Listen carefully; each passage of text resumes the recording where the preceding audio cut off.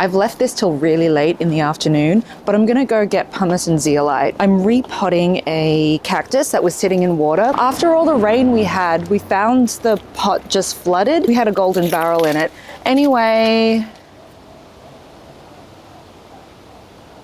I have pumice and zeolite already, but I need to get a chunkier variety. Oh, what the heck? Also, wait, I need to show you this. Can you even see that? Oh my God, I'm blinded by the light. Look at my camellia plant. I can't even see it. Can you see my blooming camellias? I can't take credit for it. It's not my plant. It was here before we moved in. Anyway, let's go shopping.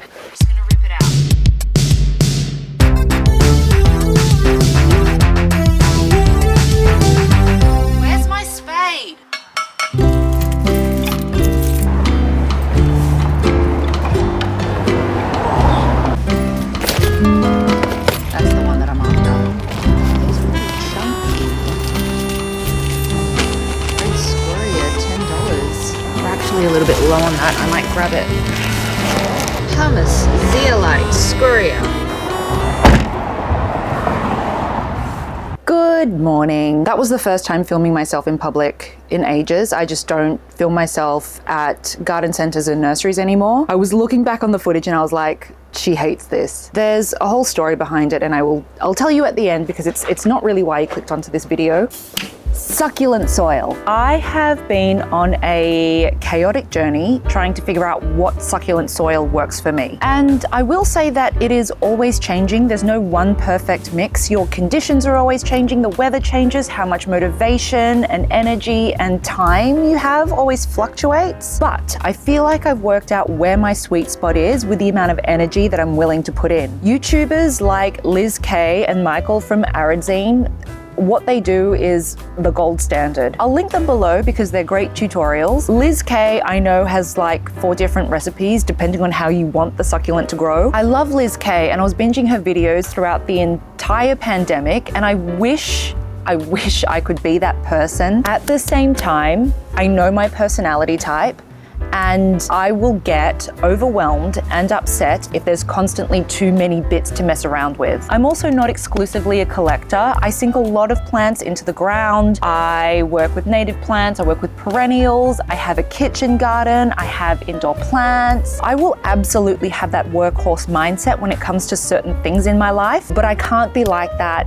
with every aspect of my life. That's how millennials have heart attacks. I have to simplify things or I will fall apart. When I first started with cactus and succulents, I just used cactus and succulent potting mix. Most people do when they're just starting out. It was just the Osmocote brand because that's what Bunnings stock. That would probably be the lowest effort you could put in, like it's just one bag that you have to mess around with. It's a one and done bag. It's a grab and go. On a scale of 1 to 10, with 1 being the lowest effort and 10 being the highest, I would sit it at a 1. And this is fine. If this is what you do and this is what you have capacity for, I am here to validate you. It's not a terrible option.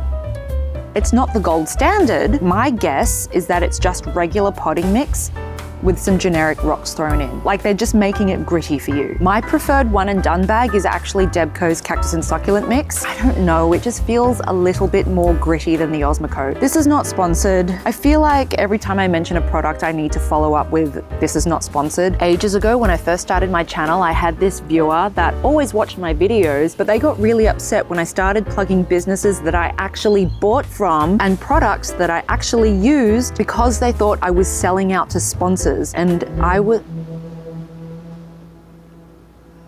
there's like something's going on in my neighborhood. I don't know what it is. And all the noises are happening. And I was like, relax. I have 11 subscribers. No one's making me say this. Debco's is not a brand that's available at Bunnings. So you may need to put a little bit more effort into traveling somewhere that stocks it. I feel like if you live in a capital city, you live about 10 minutes away from a Bunnings, right? If you drive. If you don't drive, I don't know what you do. Plants and public transport, I don't know about that. So Debco's, you might need to go to a Flower Power, a Big W, or a Mitre 10. I don't know where else it's stocked. I would say Debco's is about a 2 on the effort scale, 2 or 3, depending on ease of access. The next soil era for me was adding perlite. That's when I was like, Oh, I sort of know what I'm doing a little bit. Perlite adds aeration.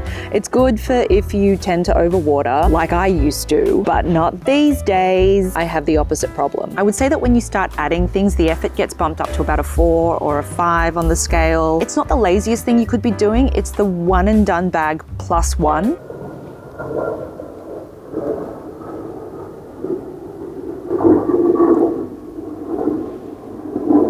You can pick up perlite from anywhere, so for ease of access, plus now you're starting to add crap, I would say it's a 4. Oh wait, you need a mask for perlite. And actually I needed goggles as well. The stuff would get into my eyes and make them swell up. It was like having a dust allergy. I feel like that bumps up the effort to a 7. Like we're starting to be pretty unhappy about this. But the results were like a 3. I just feel like there's better materials that you could use to add aeration that will add nutrients to the plant at the same time. The next couple of soil experiments that I did on my succulent soil journey, they were truly unhinged. I committed to being a cactus and succulent freak, and I mean that in the most affectionate way. This is where I go fully experimental and not necessarily in a good way. I started reading things on Reddit and I just went for gold. I spent a lot of money, which was unfortunate, but I learned a lot though. I don't know the exact timeline of when I started using what material, so I'm just gonna lump this all into one era called the unhinged era. I started putting decomposed granite, zeolite, but it was the cat litter zeolite from Woolworths. Don't do that. Sometimes I would add Mineral Land's Gritty Mix, and when that wasn't available, I would add Akadama, and I would also add, what was it called? It was an agricultural sulfur. If I read that it was good for succulents, I'd be like, get in. And if you do this too, I love you, but it's too much. It was too much. I burned out, and my balcony was just full of bags of materials. It was gross. Okay, I'm gonna break this down. The decomposed granite, this is actually a really good mineral to add. The mistake that I made was that I never rinsed it. My God.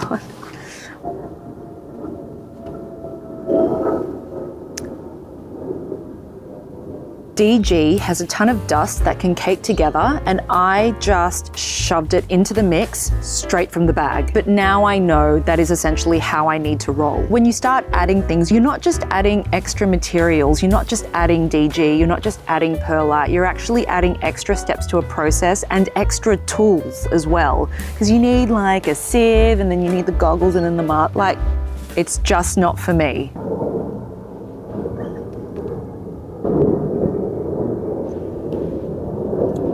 I mean, I do already wash DG for top dressing. I would just need to wash a bigger quantity.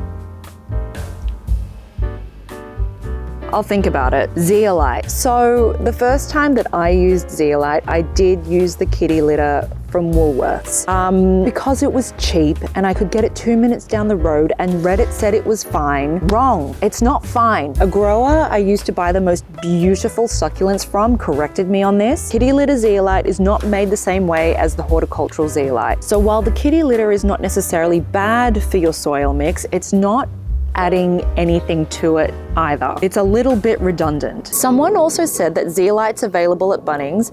Let's have a look while this plane flies overhead.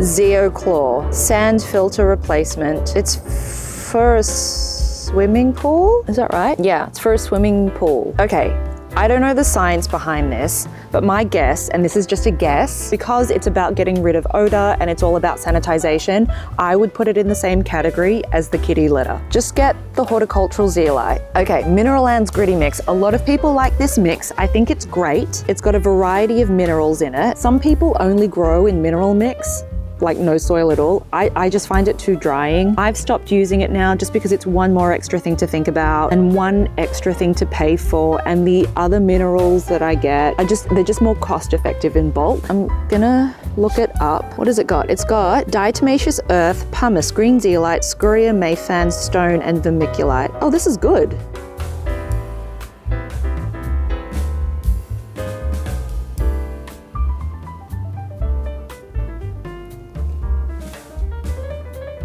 Should I be using this? Okay, agricultural sulfur. This is where I believe I went above and beyond for my hobby. I need to remember that Tuesdays are the wrong day to film. Whatever, we're dealing with it now. Succulents prefer a slightly more acidic soil, so I used to add these granules to the potting mix that would lower the pH. I feel like I did something else though, with watering. Wait. Okay, it's all coming back to me now. You know what I used to do? I used to lower the pH of the water that I gave to my succulents. That was when I was watering my entire balcony with a watering can and a pump sprayer. Hell, man. I used to use this. I'll put it up on the screen. Did I have a life? I think that was during quarantine. So no, I didn't. That was overkill. I think Sydney tap water has a pH level of 7 or something, so it's not perfect, but it's not a crisis. I don't think it warrants adding acidifier to every single watering. Rainwater is actually lower in pH. Wait, don't quote me on that. Oh yes, rainwater is generally lower in pH than pure water, while pure water has a neutral pH of 7. Rainwater typically has a pH of around 5.6. That's why they look so good after a storm. This whole unhinged era,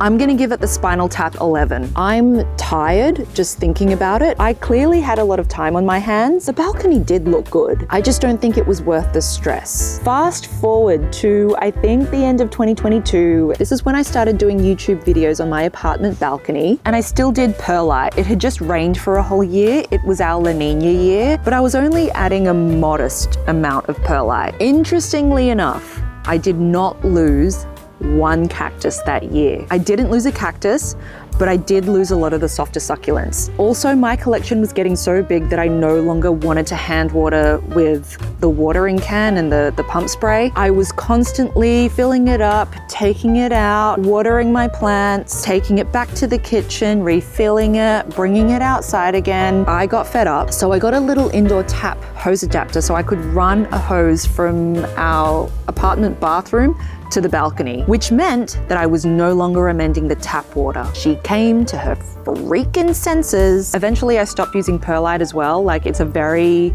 lightweight material, and I found that it would just float to the top of the soil all the time. And I was on a windy balcony, so it would just blow everywhere. Someone suggested that I use perlite in the bottom 2/3 of the pot and then just top up the top third with like soil. Like, that's already too much effort for me. I don't want to have to think.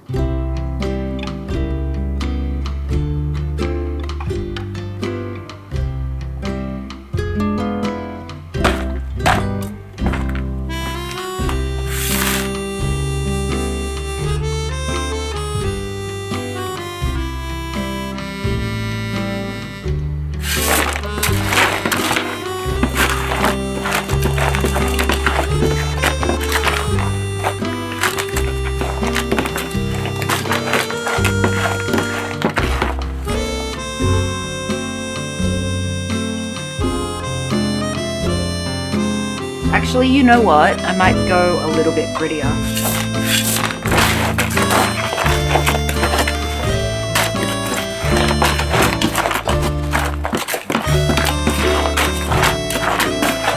Yeah, that's a little bit better, a little bit more gritty. Okay, so I'm gonna be honest with you. That first mix that I made probably would have been something that I would have made in a much drier season. Because it's been raining a lot this year, I'm much more aware of making the potting mix a lot more gritty. Also, gonna give my hands a good clean. I'm using premium potting mix, and I can kind of smell that there's possibly compost in there.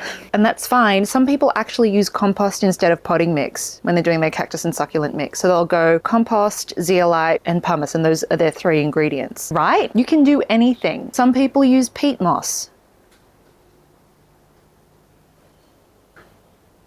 What was the second thing I was going to say? Oh yeah, sometimes, actually a lot of the time, I don't meticulously measure out all of the parts. I throw everything in and I'm like, yeah, that looks about right. But for the purposes of this video, I am trying to ratio it out for you. Is another plane gonna fly overhead? Yay.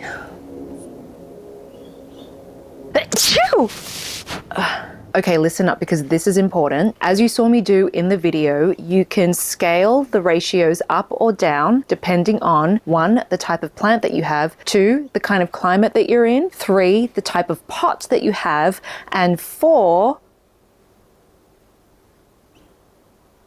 if you're planting in the ground, the type of soil that you need to amend. So this here is a Copiapoa, one of quite a few in our collection. It is almost in all rocks. Ratio is about 70%.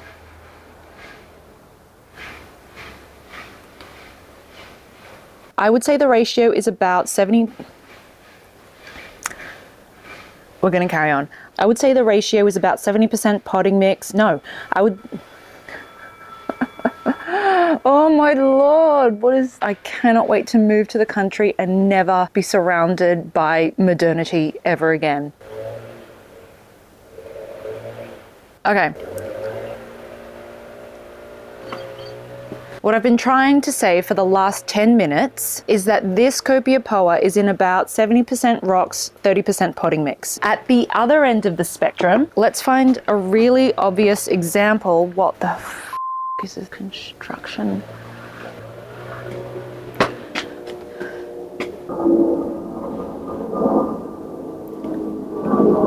Most tropical cactus, this zygo cactus, which badly needs to be repotted. Oh my God, that is as dry as a biscuit. I might do the opposite. I might go 70% potting mix, 30% rocks. More or less, more or less. Don't take numbers as gospel. Use your intuition, you know? If you're in a rainy climate or a rainy season, like whatever the fudge was happening in Sydney this year, bump up the ratio of drainage rocks to potting mix. It also might depend on the pot that you're using. This is the pot that I was talking about at the top of this video.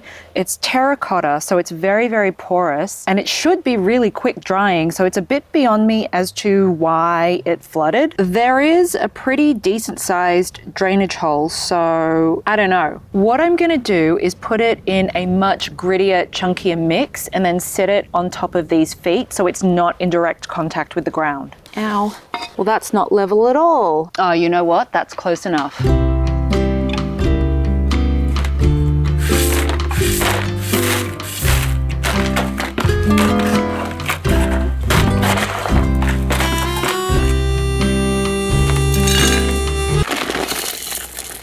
Okay, I'm just going to do a quick water test. Okay, it's draining. It's draining. It's draining. All right, let's put it in. Oh, these roots.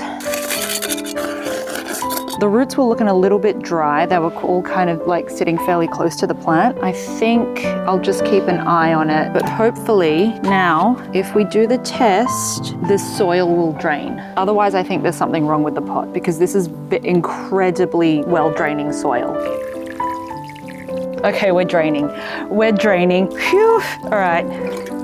Yes. Oh, thank God.